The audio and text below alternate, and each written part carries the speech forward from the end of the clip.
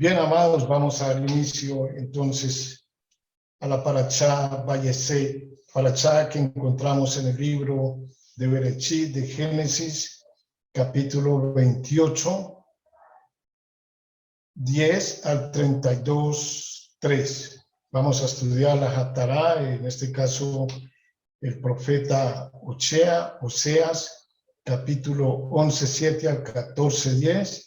Y el libro de Meir Marcos, capítulos 10, 32 al 11, 33.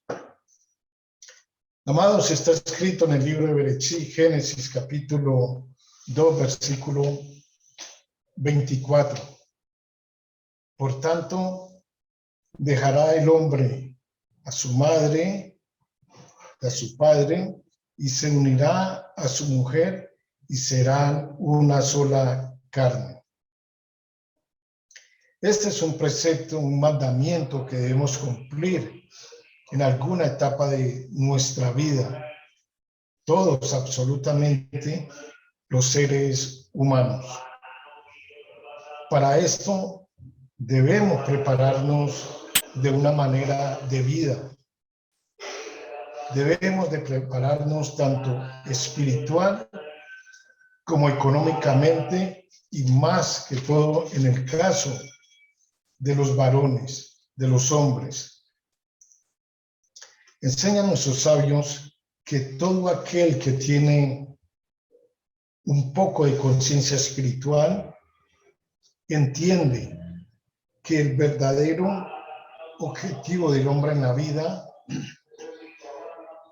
es acercarse, y no solamente acercarse, sino apegarse a nuestro Creador, al Dios Altísimo, a Hashem, apegarnos a su Torá, apegarnos a los preceptos, a los mandamientos. Aparentemente es mucho más fácil conseguirlo siendo solteros, sin el yugo de una familia a la que se debe atender y proveer el sustento.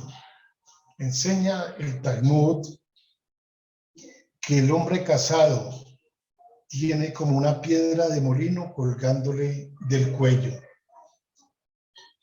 De ser así, uno podría pensar que nuestro Creador, que Hashem, preferiría que nos quedáramos solteros, ¿cierto?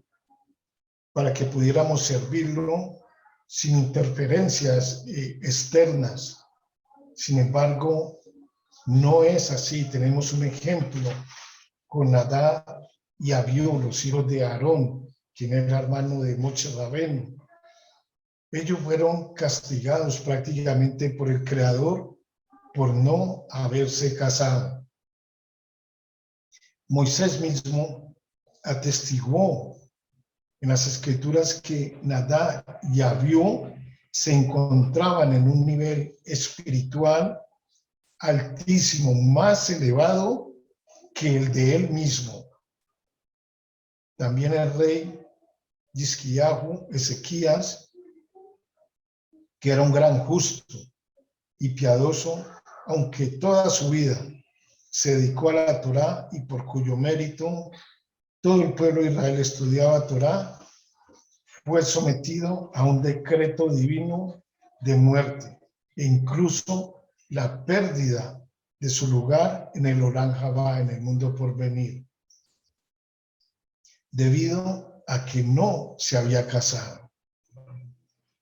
Dicha sentencia recién fue revocada cuando se casó con la hija de otro de los grandes profetas de aquella época, el profeta Yeshayahu.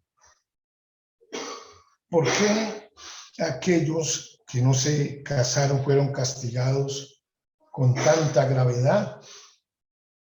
Nadab, Abiú y Hizquiyahu simplemente querían cumplir con los preceptos divinos, estudiar la Torá sin interrupciones y desconectarse de este mundo material y apegarse al Creador.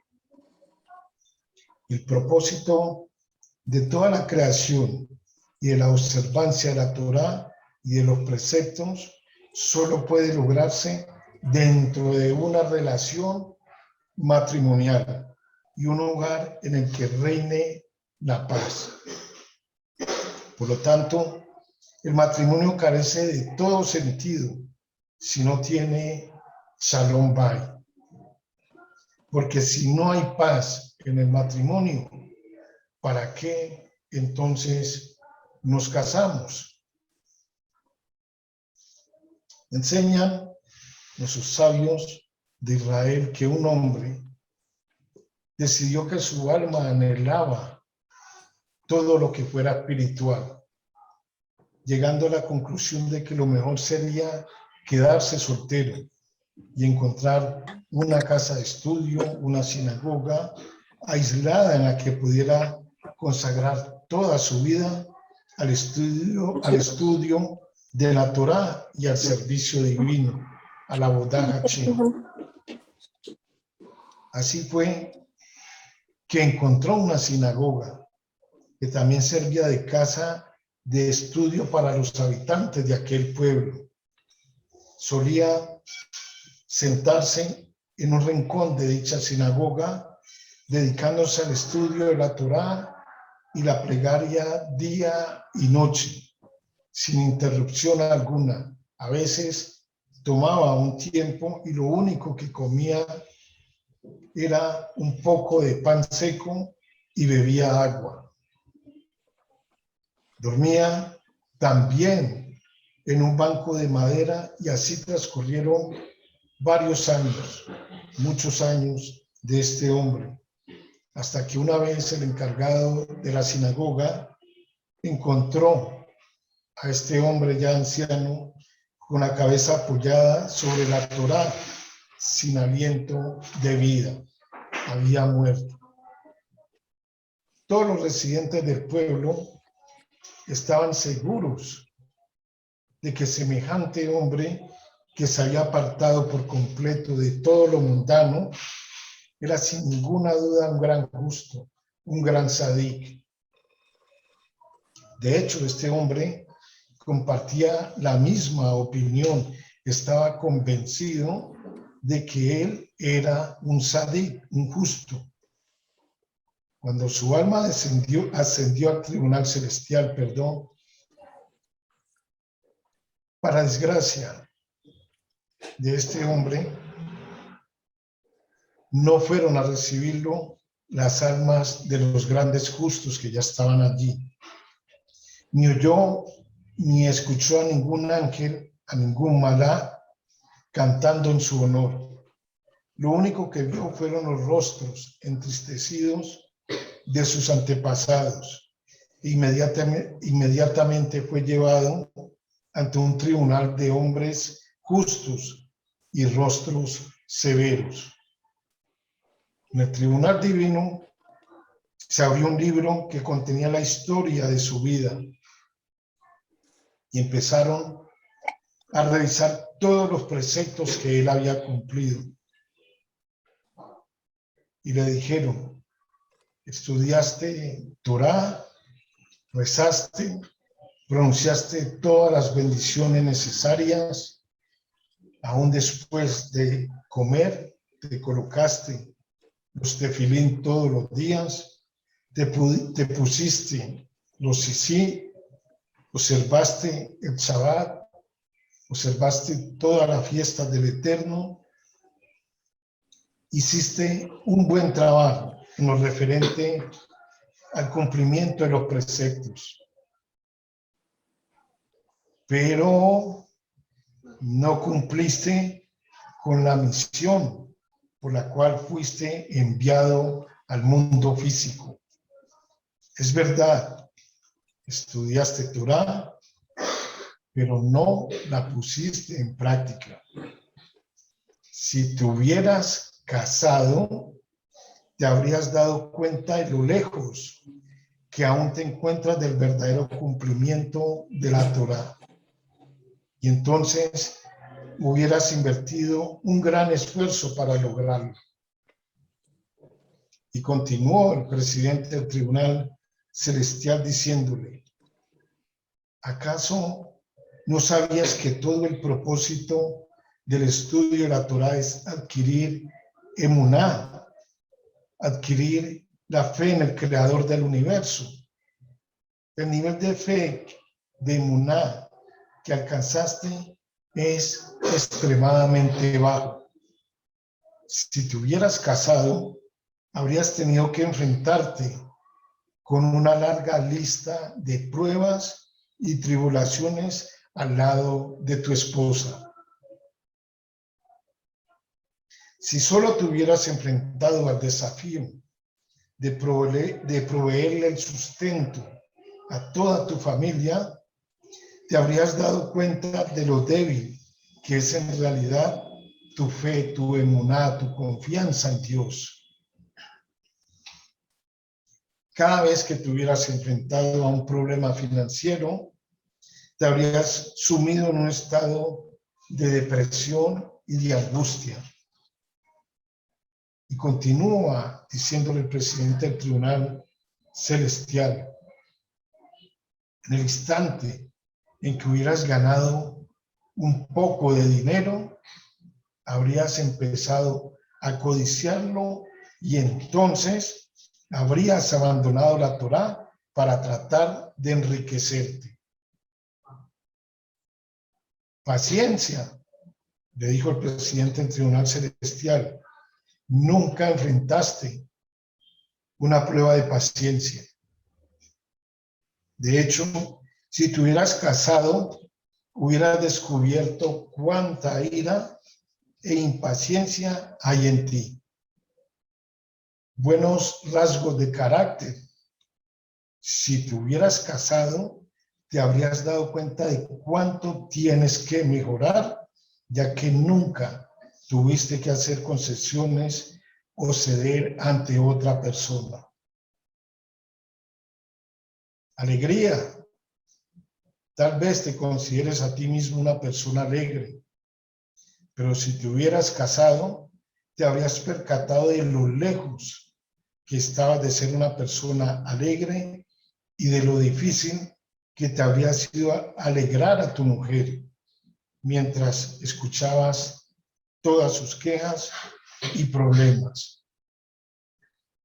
Y no termina ya, ¿sí? Continúa. Y además, si el Creador hubiera deseado que solamente cumpliera los preceptos entre el hombre y él, entre el hombre y Hashem, entonces te habría dejado en el cielo.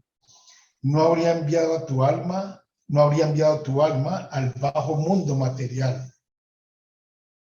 Tu misión allí abajo era llegar a conocerlo y acercarte a él, lo que solo puede lograrse en el mundo material contrayendo matrimonio, cumpliendo los preceptos relacionados y enfrentando todas las pruebas y tribulaciones de un hombre casado y de una mujer casada.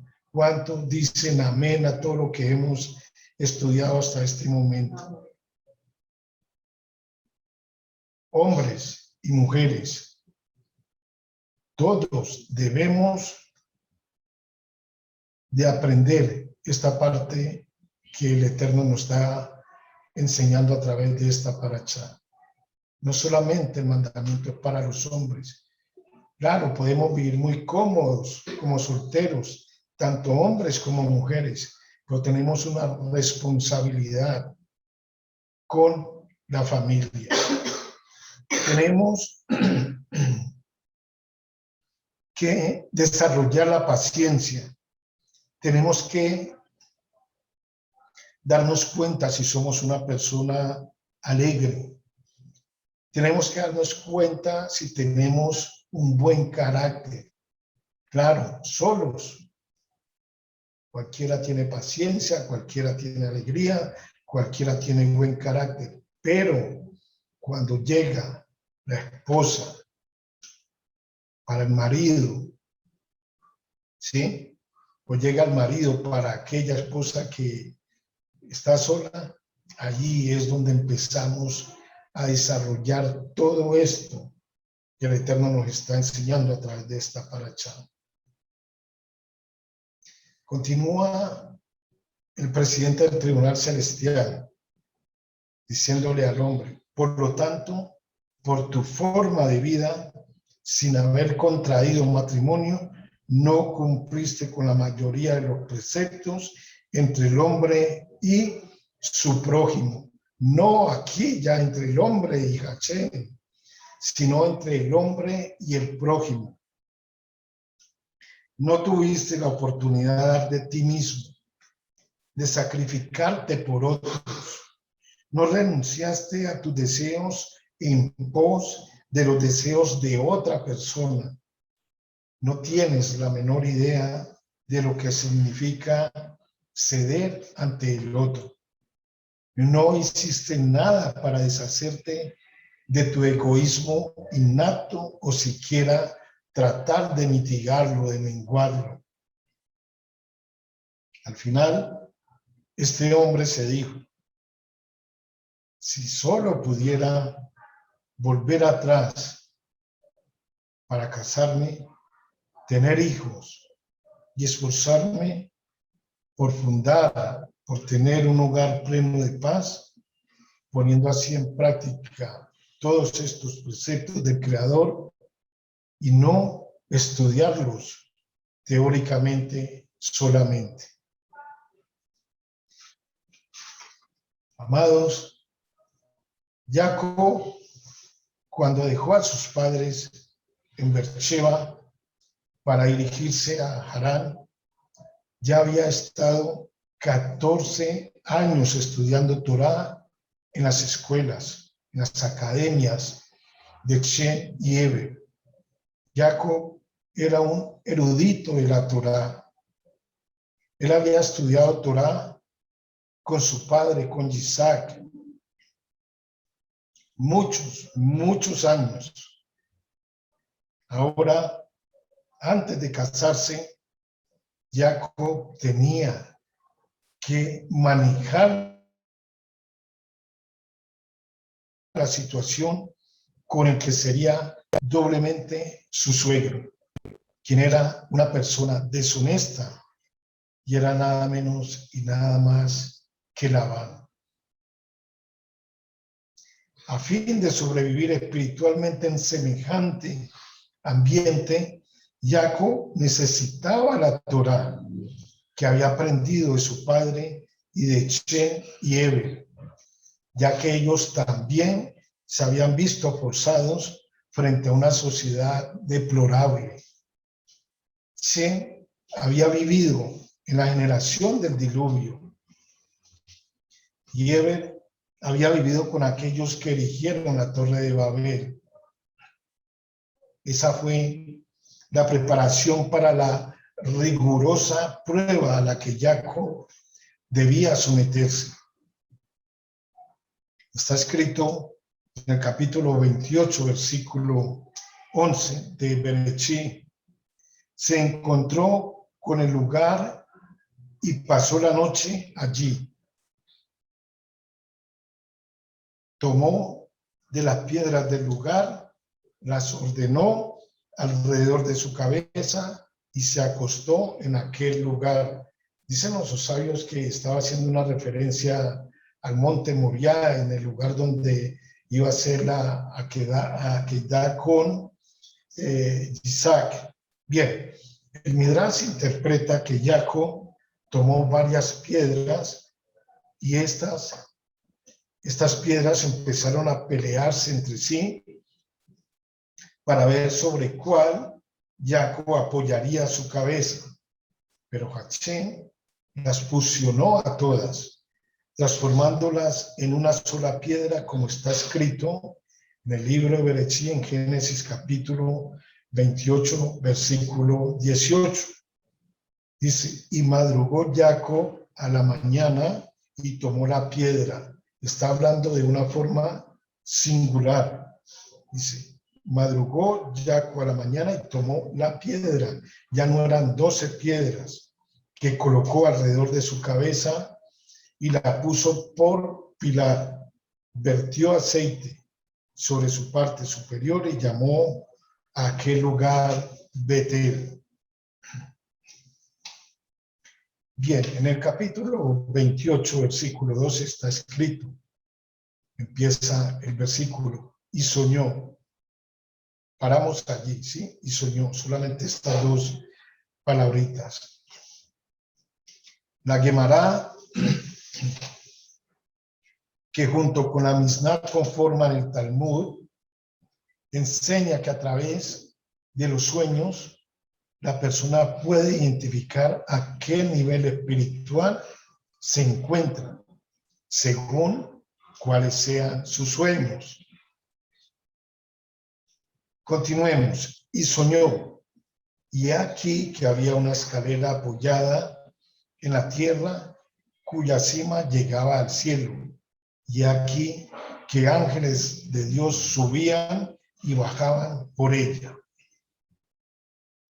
Nuestros sabios de Israel enseñan que los sueños mencionados en la Torá constituyen medios de profecía.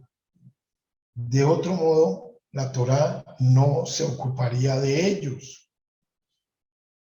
El sueño de Jacob en el monte Moriah, él se encontraba allí en ese lugar, simbolizaba el futuro del pueblo de Israel y la capacidad que posee el hombre de conectarse con el plan divino de Dios. La escalera hace alusión al monte Sinaí.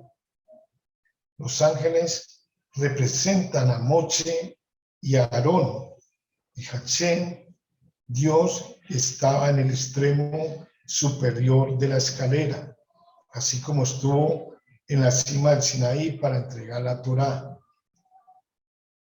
En conformidad con lo dicho, la Torá que fue entregada en el Sinaí y enseñada por intermedio de sabios como Moche y Aarón constituye el puente que une el cielo y la tierra a través de la escalera en el sueño de Jacob. También los sabios en cuanto a la interpretación de los sueños dicen que si uno se ve subiendo a un árbol, es señal de honor y grandeza. Otro, ver un pájaro en su mano significa que recibirá una buena noticia.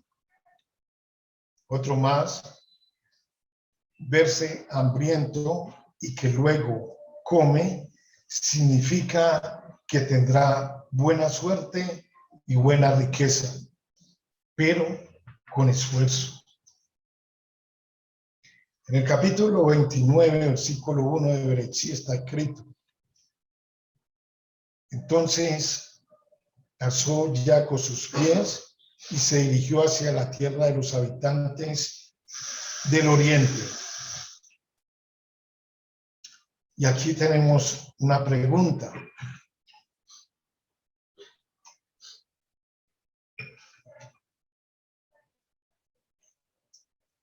Si Labán moraba en Harán, a ese lugar era donde se iba a dirigir Jacob, ¿por qué Jacob? ¿Por qué él siguió más lejos? Enseñan nuestros sabios que la verdad es que Jacob pensó: yo deseo entrar en comunión con la Shekinah, primeramente con la Shekinah, con la presencia divina de Dios. O en otras palabras, él deseaba también casarse. Y bien, cuando el servidor Eliezer fue enviado a tomar una mujer para mi padre, dice Jacob, para mi padre Isaac, encontró un pozo de agua por el cual se encontró con la destinada a ser la mujer de mi padre. Pero aquí que en este lugar yo no encontré ni fuente, ni pozo, ni agua alguna. Inmediatamente continuó y llegó a la tierra de los hijos del oriente, donde encontró un pozo, como ya se dijo, y donde encontró a su esposa Raquel. Entonces, aquí tenemos una pregunta. ¿Por qué no encontró allí a Lea, que hubo de ser la madre de tantas tribus? La respuesta es que no era voluntad de Dios. Esa no era la voluntad de Hachén, que Lea fuese desposada a Jacob de una manera abierta. Y de hecho, se casó con ella sin su conocimiento, como está escrito. Y aconteció en la mañana que aquí era Lea, como está escrito en el libro de Génesis 29-25. Esto fue también con el fin de fijar su ojo y su corazón en la belleza de Raquel, de modo que pudiese establecer con ella su principal morada. Está escrito, y él dijo, Jacob, te serviré 7 años por Raquel, tu hija más joven. ¿Por qué Jacob había de mencionar 7 años y por qué no más bien dijo 1 año, 6 meses, 1 mes? Enseñan nuestros sabios que simplemente por una cosa. Jacob no quería que la gente dijera que él deseaba de una manera lujuriosa la belleza de Raquel. Pues Jacob, antes de su casamiento, se apropió de todos esos años de modo que cuando el fin vino a ella pudiese ser como el cielo a la tierra. De ahí que se dice, y le parecieron solo unos pocos días a Jacob. Así dijo él, que le habían parecido solo unos pocos días. El sentido interno de la palabra Jadín, que significa pocos, es que todos los 7 años le parecieron esos años superiores que están unidos, juntos, con la Shekinah, como para formar un todo complejo y una unidad de manera inseparable. Capítulo 30, versículo de Génesis de Bereshit 14, está escrito. Salió Rubén en los días de la cosecha del trigo. Encontró Dudaín en el campo y se los llevó a Lea, su madre. Dijo Raquel a Lea, te ruego me des algunos de los Dudaín de tu hijo Rubén. Pero ella le dijo, ¿acaso no te es suficiente haberme quitado a mi marido, que ahora vienes incluso a quitarme los Dudaín de mi hijo? Dijo Raquel, por eso que se acueste contigo esta noche a cambio de los Dudaín de tu hijo. Es decir, Raquel estaba cambiando a Jacob por unos Dudaín o por unas mandrágoras para que se acostara con Lea. Ella iba a recibir los Dudaín, las mandrágoras, y a cambio de eso estaba entregando a su esposo, a Jacob, para que se acostara con Lea. No podemos pensar que fueron las mandrágoras, los Dudaín, quienes hicieron que Raquel tuviese hijos. Sabemos que los matriarcas también tuvieron problemas para poder tener herencia, fueron estériles. Pero Hachén las empleó como un instrumento, en este caso las mandrágoras, para procurar el nacimiento de un niño. Ese niño fue Isaacar, de la tribu, de una de las 12 tribus del pueblo de Israel, que habría de atenerse en la posterioridad a la Torá más firmemente que todas las otras tribus. ¿Por qué dicen los sabios que Isachar habría de atenerse a la Torá más firmemente que todas las otras tribus? ¿Cómo lo hacía? Isachar apoyaba financieramente. Isachar apoyaba económicamente todas las casas de estudio de Torá. Bien, enseñan los sabios que Raquel primero se atuvo fuertemente a Jacob y no le permitió ir a Lea. Como está escrito, es poca cosa que me hayas quitado a mi esposo. Pero después Raquel dijo, por eso él estará contigo esta noche debido a las mandrágoras de tu hijo. Así, las mandrágoras fueron responsables por el nacimiento de Isachar, a través del cual la fragancia de la Torá ascendió a la presencia del Todopoderoso en armonía con las palabras. Las mandrágoras producen fragancia, como está escrito en el libro Cantar de los Cantares, capítulo 7, versículo 14. Ahora, está claro que no fueron las mandrágoras las que abrieron la entraña de Raquel.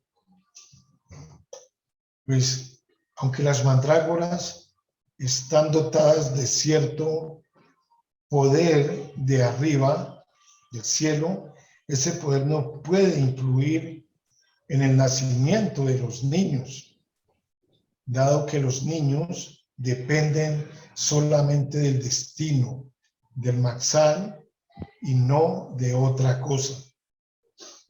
Pero las mandrágoras también son una ayuda, escúchese bien, una ayuda para las mujeres que son lentas, despaciosas en tener hijos, pero más no son estériles, hallándose estas últimas, las mujeres estériles, bajo la influencia solamente del masal, del destino. Está escrito. Y Lea salió para encontrarla y dijo, debes venir a mí. Superficialmente, este lenguaje aparece siendo un poco inmodesto, ¿cierto? Pero en realidad es una prueba de la modestia de Lea, el que ella no haya dicho nada en la presencia de su propia hermana, sino que fue a encontrarse con Jacob y le dijo en un tono bajo que a pesar de pertenecer él propiamente a Raquel, yo seguramente te he alquilado y he obtenido permiso de Raquel. Y para que él no se volviera confuso ante la mirada de Raquel, ella le habló afuera y no dentro de la casa. Más aún, una puerta de la tienda de Lea miraba al camino y ella lo hizo entrar por esa puerta antes de que pudiera entrar en la tienda de Raquel. De modo que no diría nada en presencia de Raquel, lo que habría sido inmodesto para ella. Lea se avino a toda esta turbación porque la Ruach HaKodesh actuó dentro de ella y ella conoció que todas esas tribus saldrían del vientre de ella. El capítulo 30, versículo 22 está escrito: recordó Dios a Raquel. Y aconteció cuando Raquel dio a luz a Joseph, al nacer Joseph, Jacob, que había aparecido poco antes, se dio cuenta que había nacido el adversario de Esaú con el nacimiento de José. Y por eso él pensó y se preparó para partir de nuevo a la tierra sagrada, abandonar el lugar en donde estaba con Labán. Entonces, cabe preguntar por qué Jacob, sabiendo que el número de las tribus aún no estaba completa, no esperó el nacimiento de Benjamín, para completarlo. Faltaba una tribu, la tribu de Benjamín. La razón es que a Jacob lo consideraba, por decirlo así,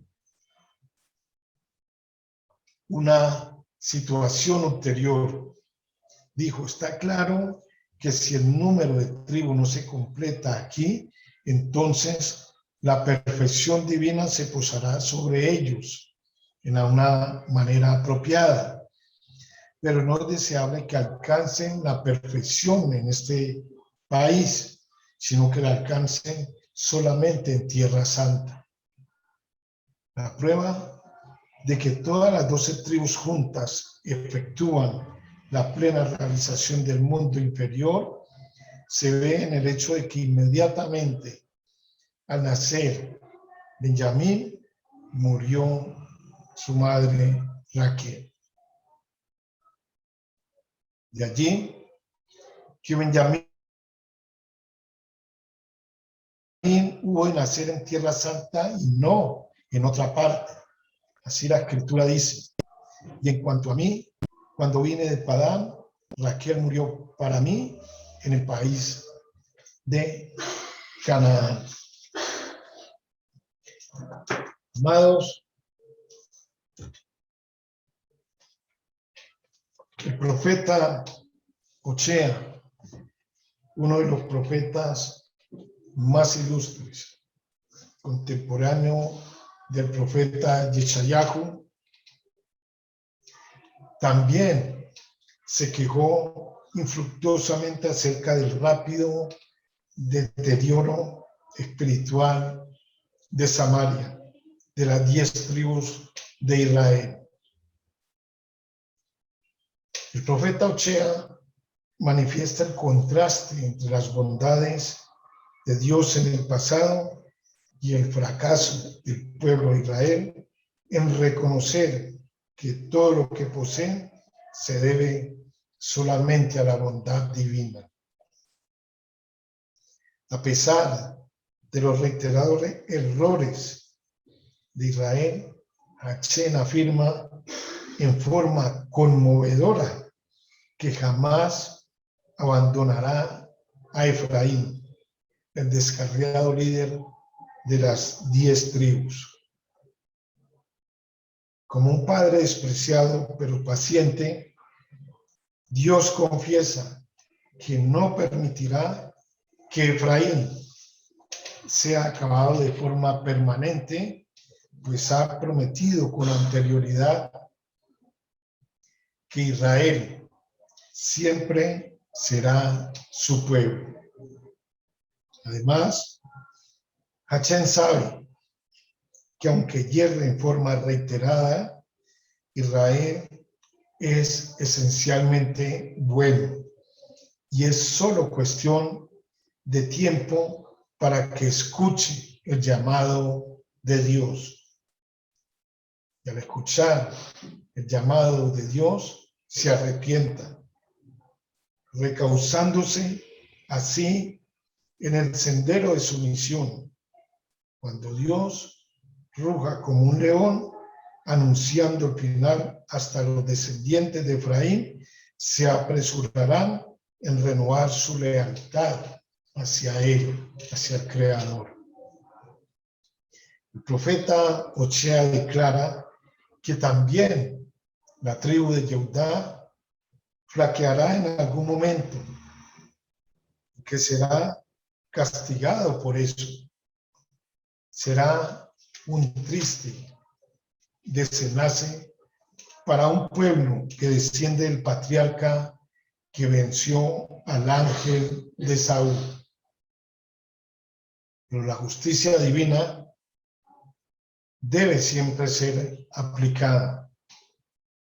Así es como Judá se unirá a Efraín en un exilio que recordará los días de antaño en Egipto, cuando Israel nació como pueblo. El profeta continúa reprochando a las 10 tribus que llegaron a creerse invencibles. Habían olvidado que su progenitor Jacob alguna vez fue un pastor humilde, que trabajó para obtener algo tan básico como su esposa y a la vez primordial. Que Efraín logró notoriedad solo por haber criticado duramente a Rehabán, a Roboán, el sucesor de de Salomón, solamente por abusar de su sagrada posición. Por todo esto, Efraín tendría que haber sabido que el éxito es un premio de Dios, no algo que se obtiene mediante la fuerza o la astucia, como lo hizo Labán. Efraín, no obstante eso, pecó con arrogancia e idolatría y en consecuencia ha sido condenado al fracaso, al exilio.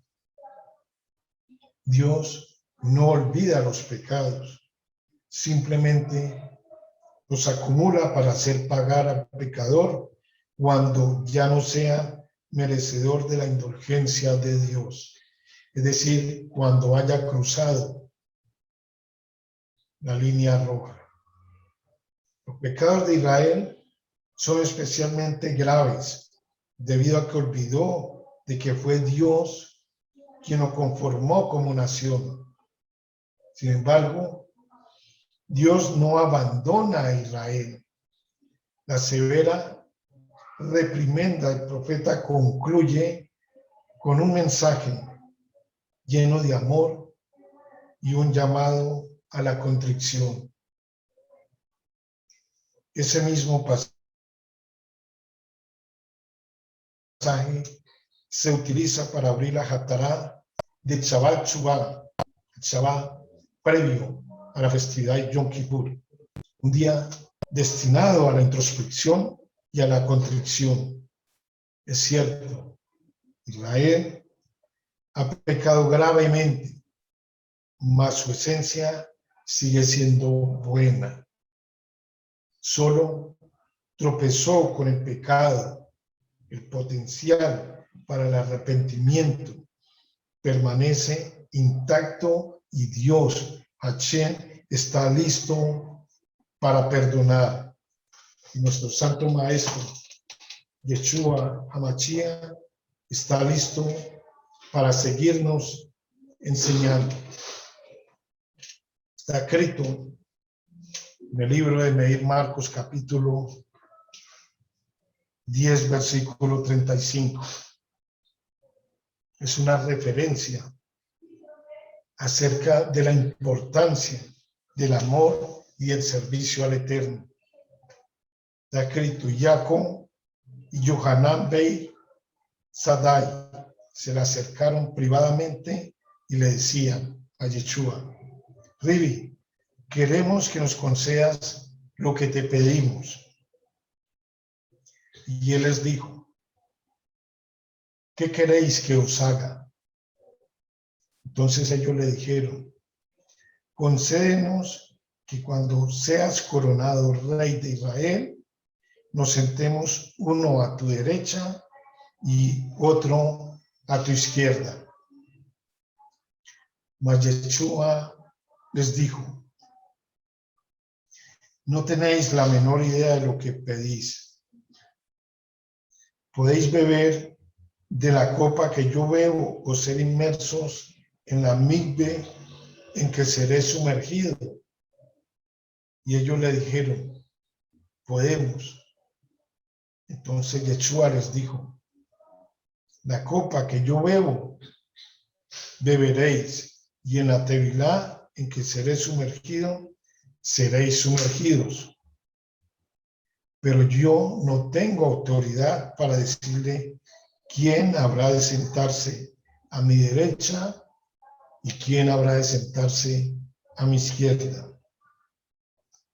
Pues tal posición ha sido ya designada a aquellos para quienes ha sido preparada.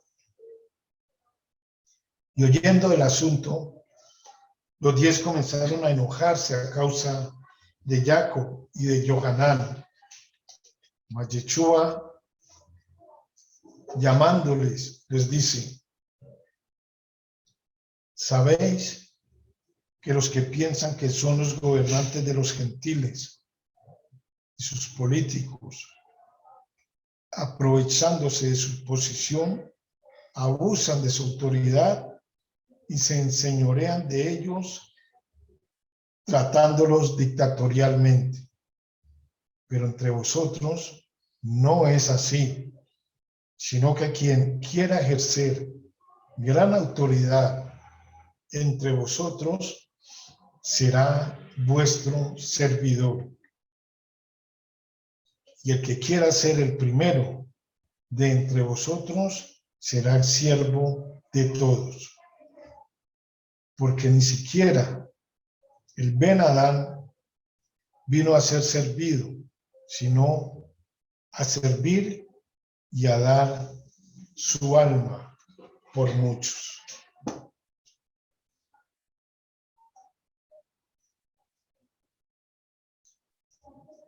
Amados, está escrito en el capítulo 31, versículo 3.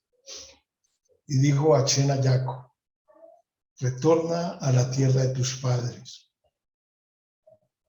y a tu tierra natal, y estaré contigo, le dijo Hachén. Jacob quiso ver si la hora le era propicia, pues está permitido a un hombre probar su suerte antes de regresar a su país. Si encuentra fortuna favorable, entonces está bien, pero si no, ha de actuar antes de que su suerte le haya vuelto. Jacob no intentó tener de Labán nada por nada. Actuó de manera totalmente honesta y recta, y más aún, pidió a Labán permiso para partir, después de que Hachén ya le había dicho, como está escrito en el capítulo 31, versículo 3, que retornara a la tierra de sus padres, a tu tierra natal. Sin embargo, Labán no quería que él partiera, pero Jacob le pidió permiso para partir a Labán. Y ahí que Labán dijo, he observado los signos, la brujería, y el Señor me ha bendecido en consideración a ti. Pues Labán probó a Jacob por toda suerte de adivinaciones y encontró siempre que le había traído suerte. Por Jacob obtuvo cada mes 100 ovejas y 100 corderos y 100 chivos más de lo que su rebaño acostumbraba a producir. Jacob le aportó cada mes, 1000 ovejas y 1000 corderos y 1000 chivos de más. Esto lo prueba el versículo que dice, pues era poco lo que tuviste antes de que yo vine y ha aumentado abundantemente. Hachén te ha bendecido en consideración a mí, porque una bendición de lo alto nunca resulta en menos de 1 millar de cada especie. Así, hubo un excedente de 1000 en las borregas de Labán, y lo mismo en sus corderos y en sus chivos, hasta que obtuvo gran riqueza, y todo mediante Jacob. Pero cuando Jacob vino por su recompensa, solo obtuvo 10 de cada especie, y aún esto lo consideró Jacob como de gran riqueza. Entonces, solo tomó para sí una parte pequeña de todo lo que contribuyó para beneficio de Labán, aún de aquello que hubo de tomarlo forzadamente mediante los palos que colocó frente al rebaño. Observemos cómo Jacob, en su simplicidad, hizo todo lo posible para satisfacer a Labán, a su suegro, y era solamente el suegro. Entonces, imaginémonos qué más hizo Jacob, tanto por Raquel como por Lea y por todas las 12 tribus de Israel, que terminaron bendiciéndonos a todos y cada uno de nosotros.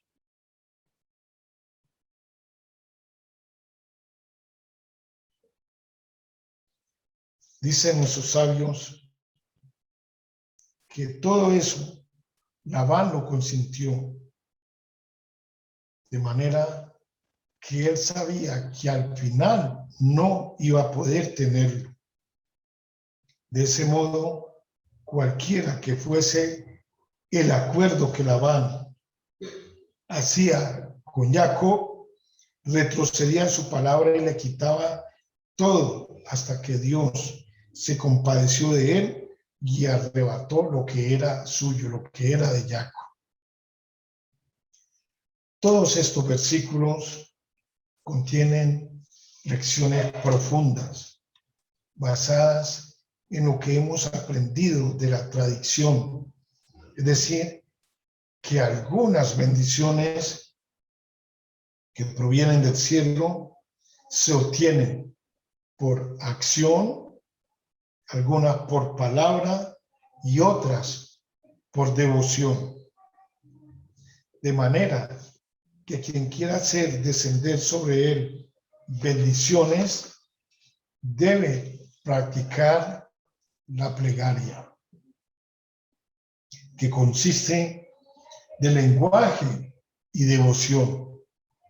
Pero hay bendiciones que no se pueden obtener por plegaria, sino solamente por acción. Amados, ya para terminar, una de las enseñanzas que nos deja esta parashá es acerca del Shalom Bayit, la paz en nuestros hogares. Leíamos, aprendimos que Jacob Avinu estudió Torah muchos años al lado de su padre. Estudió Torah en las escuelas de Chen y Eber otros 14 años. Luego de esto partió de Beersheba y se dirigió a Harán. Llegó a Harán y siguió de largo su camino, porque deseaba entrar en comunión con la Shekinah, la presencia divina de Dios Altísimo, para buscar esposa y luego convertirse en el padre de las 12 tribus de Israel. Jacob ya estaba preparado para enfrentar todos los desafíos que esta tarea le iba a representar. Los obstáculos no fueron pocos para Jacob. Jacob tuvo una familia numerosa. Siempre trató de que el Shalom Bayit, la paz en su hogar, permaneciera y nunca faltara de ninguna manera. porque la ausencia de paz en el hogar puede ser tan destructora que algunos purgan una pena de prisión como consecuencia de su desacuerdo conyugal, enseñan nuestros sabios. Esto es comprensible, ya que cuando el hombre pierde la paz en la casa, se expone a grandes tribulaciones divinas,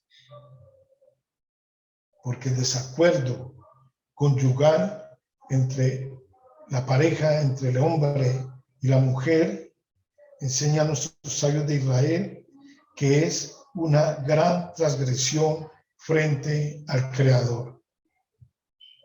Enseñan nuestros sabios también que en el cielo odian, así escriben, a aquellos que expulsan la presencia divina de su hogar, ya que el deterioro del Shalom Bay despierta todo el rigor del juicio. Es una tarea que tenemos en común, tanto el hombre como la mujer. Amados, es nuestro ruego de mi esposa, la Morán Sara, y mío, a Dios Altísimo, que en el estudio de esta parashá nos traiga abundancia de sabiduría, abundancia de Jomá, Shalom Bay, paz en cada uno de nuestros hogares, y que todo sea para bien, para vida y para paz. Shalom, shalom.